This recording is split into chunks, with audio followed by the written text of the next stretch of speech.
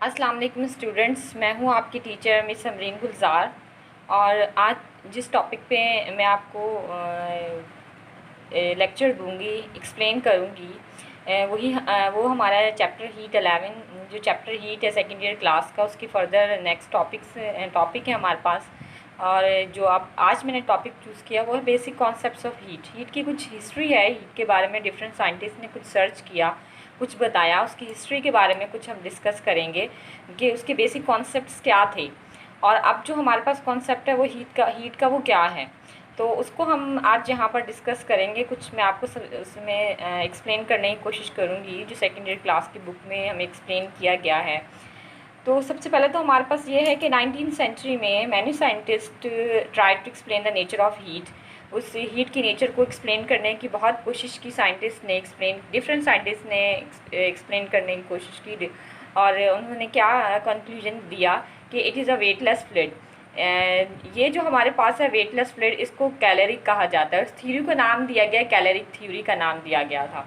तो जो old concept है हमारे पास, जो ओल्ड कॉन्सेप्ट है हमारे पास हीट का, वो यही है कि हीट जो है एक वेटलेस फ्लूइड माना जाता था। अभी जो वेटलेस फ्लूइड था जिसको कैलोरिक का नाम दिया गया, साइंटिस्ट ने कहा कि ये every material, it exist in every material, her material में ये एग्जिस्ट करता है। हॉट बॉडी है तो वेटलेस मटेरियल उसमें ज़्यादा होगा, और अगर कोल्ड बॉडी है तो उसमें वेटलेस मटेरियल कम होगा। तो इसको नाम दिया गया, इस थ्योरी को नाम दिया साइंटिस्ट ने, कैलोरिक थ्योरी का नाम दिया। तो उन्होंने ये कॉन्सेप्ट बना लिया कि अगर हमारे पास जो बॉडी है वो हॉट होगी, ज़्यादा होगी, तो उसमें ये जो हीट है, ये जो कैलोरिक है, ये वेटलेस फ्लूइड है, वो ज़्यादा होगी, और अगर ठंडी होगी तो वो वेटलेस फ्लूइड कम होगी। मीन्स ये एक बॉडी का हिस्सा होती है। अगर वो गर्म है तो उसमें वो वेटलेस फ्लूइड ज़्यादा होगा, और अगर ठंडी है तो उसमें वो कम होगा। तो मीन्स इनके मुताबिक साइंटिस्ट ने 19th सेंचुरी में जो ओल्ड कॉन्सेप्ट था उनके मुताबिक ये था कि जो हीट होती है, जो कैलोरिक है, वेटलेस फ्लूइड है, वो बॉडी का हिस्सा होती है। ये हमें बताती है कैलोरिक थ्योरी। अब उसके बाद हमारे पास साइंटिस्ट आए काउंट रमफोर्ड। काउंट रमफोर्ड ने ये जो कॉन्सेप्ट है कैलोरिक थ्योरी का, उसको चेंज किया। उन्होंने बोला कि ऐसा नहीं होता, हमारे पास ये नहीं है कि जो हीट होती है वो बॉडी का हिस्सा होती है। अगर बॉडी गर्म है तो उसके पास ज़्यादा होगी, अगर ठंडी होगी तो उसके पास कम होगी। उन्होंने किस तरह ये हमें कॉन्सेप्ट दिया, उन्होंने ऑब्ज़र्व किया बोरिंग ऑफ कैनन। हमारे पास जो कैनन है वो होती है तोप जो है हमारे पास। अब उन्होंने तोप की बोरिंग की, और जब बोरिंग हुई तोप की, तो उन्होंने ये जो एक्सपेरिमेंट है, इस चीज़ को, हीट के कॉन्सेप्ट को वहाँ पर उन्होंने ऑब्ज़र्व किया।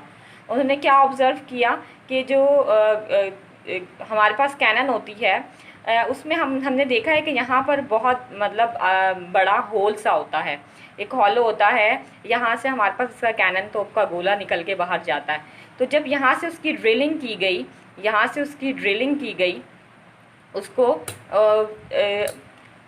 ड्रिल किया गया एक बोरर की हेल्प से उसको जब ड्रिल किया गया, तो वो जो बोरर था हमारे पास, अब उन्होंने वो जो बोरर था उसको शार्प एजेस थे उस बोरर के, उसको जब यहाँ पर ड्रिलिंग के लिए अंदर किया गया, तो मुसलसल मेटल के पीसेस, यहाँ से रेडिएशंस बाहर निकलना शुरू हो गई, हीट बाहर निकल रही थी और रेडिएशंस बाहर निकल रही हैं। और मेटल जो यहाँ पर सरफेस पे जो मेटल था, जो होल हो रहा था, जिसके मेटल के पीसेस नीचे गिरना शुरू हो गए। तो उन्होंने क्या बोला कि जो मेटल के पीसेस नीचे गिर रहे हैं और रेडिएशंस बाहर निकल रही हैं और ड्रिलिंग हो रही है, पूरा का पूरा होल, जिस तरह तोप होती है उसका होल होता है यहाँ पर, तो वो होल होना शुरू हो गया। जब हुआ तो मेटल के पीसेस यहाँ गिरना शुरू हो गए। तो जो मेटल के पीसेस थे वो भी गर्म हैं, और जो मेटल यहाँ पर जो बोर जिसको किया जा रहा है, जो कैनन जो होती है, वो पूरी मेटल की बनी हुई होती है हमारे पास, तो वो भी हमारे पास गर्म है। और ये जो है, ये भी जो पीसेस उसके नीचे गिर गए हैं, ये भी गर्म है। अगर उन्होंने ड्रिलिंग जो है उससे की, ड्रिलिंग यहाँ पर जो यूज़ की गई ड्रिलिंग मशीन, उसके जो एजेस थे वो शार्प थे। पहले उन्होंने शार्प एजेस से ये किया, फिर उन्होंने डल एजिस की ड्रिल मशीन से ये बोरिंग की। जब बोरिंग की, डल एजिस से बोरिंग की, तो उससे भी मेटल के पीसेस कुछ नीचे गिरे हमारे पास। तो उन्होंने ये ऑब्ज़र्व किया कि अब मेटल के पीसेस जो यहाँ पर गिरे हैं, नीचे की तरफ आए हैं, वो भी गर्म हैं, उनके पास भी एक हीट मौजूद है, रेडिएशंस बाहर निकल रही हैं हमारे पास। पहले जब शार्प एजिस की ड्रिलिंग से की थी, तो अब ये जो मेटल पीसेस नीचे गिरे हैं, वो इस मेटल पीस का, जिससे ये कैनन बनी हुई है, उसका हिस्सा नहीं है, फिर भी वो गर्म है। तो उन्होंने बोला ऐसा नहीं है।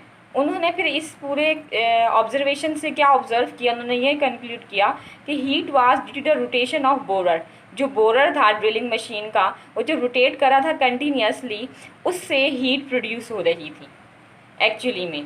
और ये मेटल की अपनी नहीं थी, not from the metal itself, अपनी उसकी मेटल की नहीं थी। ये रोटेशन जो ऑफ बोरर है उसकी रोटेशन की वजह से, मोशन की वजह से प्रोड्यूस हो रही थी।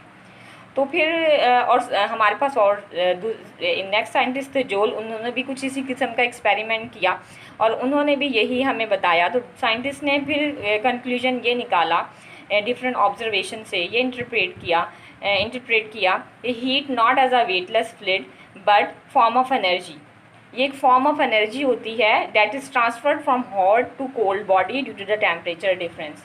अगर दो बॉडीज़ के दरमियान में टेम्परेचर डिफरेंस होगा, तो टेम्परेचर डिफरेंस की वजह से उनके दरमियान में हीट फ्लो होगी, एक एनर्जी फ्लो होगी from hot body to cold body, energy transfer होगी। उस एनर्जी को नाम दिया गया हीट का।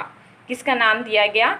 हीट का नाम दिया गया। दो बॉडीज़ के दरमियान में अगर टेम्परेचर डिफरेंस होगा, तो उनके दरमियान में एक एनर्जी ट्रांसफ़र होगी from hot to cold body, और उसको नाम दिया गया हीट का। उसको हम क्या कहते हैं? उसको हम हीट कहते हैं। और हमारे पास नेक्स्ट उन्होंने क्या कहा, heat is not the energy that a body contain in it. Heat वो एनर्जी नहीं होती कि बॉडी के पास वो हमेशा रहेगी। Once a heat is transfer to a body, जब बॉडी में हीट एक बॉडी से दूसरी में ट्रांसफ़र हो जाती है, तो it is converted into its internal energy, उसकी इंटरनल एनर्जी में कन्वर्ट हो जाती है वो। लाइक हम अगर कहें, हमारे पास एक कप ऑफ टी है, कप ऑफ टी हमारे पास पड़ा है और इसके अंदर हमारे पास टी मौजूद है।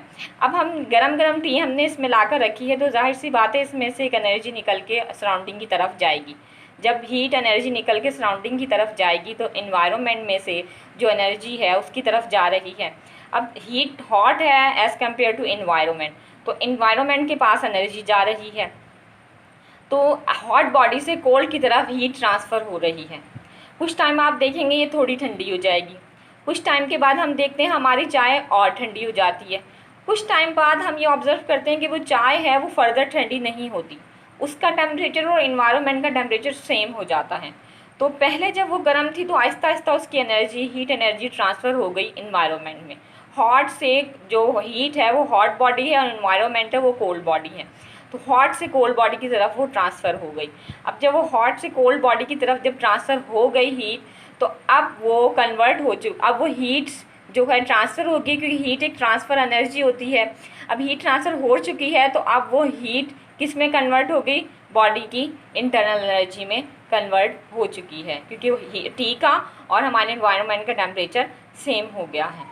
तो ये हमें उन्होंने बताया कि heat is not energy date a body contain in it. इस बॉडी के पास ही नहीं होती हीट एनर्जी, बॉडी के पास ही नहीं होती है, उसके अंदर नहीं होती, वो ट्रांसफ़र होती है। और जब वो एक दफ़ा ट्रांसफ़र हो जाती है, तो फिर वो बॉडी एक बॉडी से दूसरी बॉडी में ट्रांसफ़र हो जाती है, तो वो फिर बॉडी की इंटरनल एनर्जी बन जाती है। अब ये पॉइंट है कि इंटरनल एनर्जी क्या होती है। इंटरनल एनर्जी होती है वो sum of kinetic and potential energy of the body. Body की काइनेटिक और पोटेंशियल एनर्जी का समेशन होती है। माइक्रोस्कोपिक लेवल पर, हमारे पास एटॉमिक लेवल पर हम बात करें, तो एटॉमिक लेवल पे एटम्स की हमारे पास जो एनर्जी होती है, काइनेटिक और पोटेंशियल, उन दोनों का समेशन हमारे पास इंटरनल एनर्जी कहलाती है। तो हम कह सकते हैं कि जो टोटल एनर्जी होती है बॉडी की, sum of potential and kinetic energy, वो हमारे पास इंटरनल एनर्जी होती है।